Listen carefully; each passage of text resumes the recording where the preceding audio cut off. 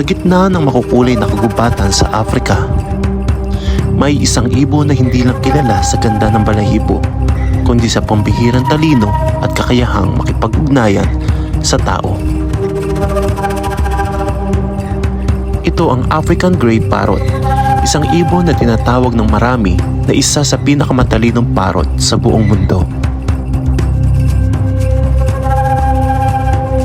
Pero sa likod ng kanilang katalinuhan ay isang kwento ng survival, pagmamahal at responsibilidad.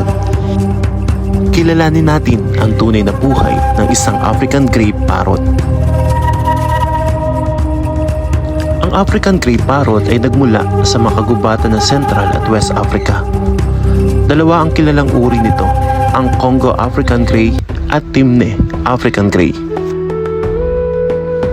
Magkikilala sila sa kanilang kulay abong balahibo, matingkad na pulang buntot at matalim na mata na tila lagi nagmamasid sa paligid.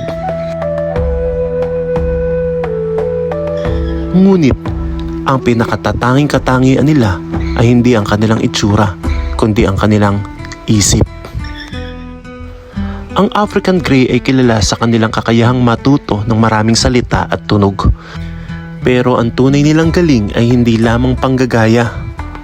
May kakayahan silang iugnay ang tunog sa mga bagay, sitwasyon at emosyon. Dahil dito, tinatawag sila ng maraming eksperto na feather genius o mga henyo na may balahibo. Pero tandaan natin, ang isang African Grey ay hindi lamang isang tagapagsalita. Ito ay isang nilalang na may sariling personalidad at damdamin. Sa kabila ng pagiging matalino, ang African Grey ay isang sensitibong ibon. Kailangan nila ng tiwala, oras at tamang pag-aalaga. Hindi sapat ang magandang kulungan o mamahaling pagkain. Ang kailangan nila ay relasyon. Kapag nakabuo ka ng tiwala sa isang African Grey, maaari silang maging isang tapat na kasama sa loob ng maraming taon. Ang pag-aalaga ng African Grey ay isang malaking responsibilidad. Kailangan nila ng balanseng pagkain tulad ng sariwang prutas, gulay, dekalidad na pagkain para sa parrot at tamang nutrisyon.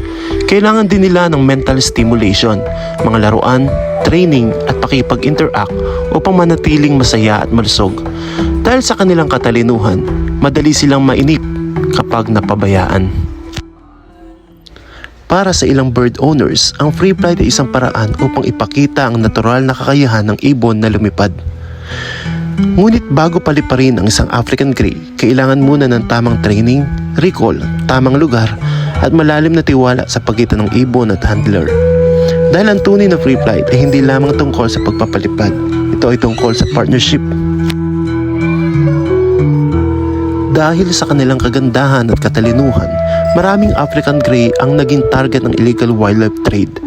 Kaya mahalaga ang legal at responsableng pag-aalaga. Ang bawat ibon ay may kwento at may karapatang maprotektahan.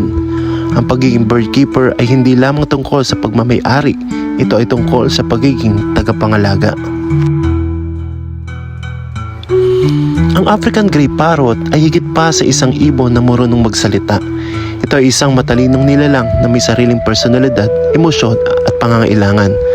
Sa bawat salita na kanilang natututunan, sa bawat lipad na kanilang ginagawa, ipinapakita nila kung gaano kahanga-hanga ang mundo ng mga ibon. Kung tayo ay mag-aalaga ng ibon, gawin natin ito ng may kaalaman, pagmamahal at responsibilidad. Muli, ito ang Vente Ibiari.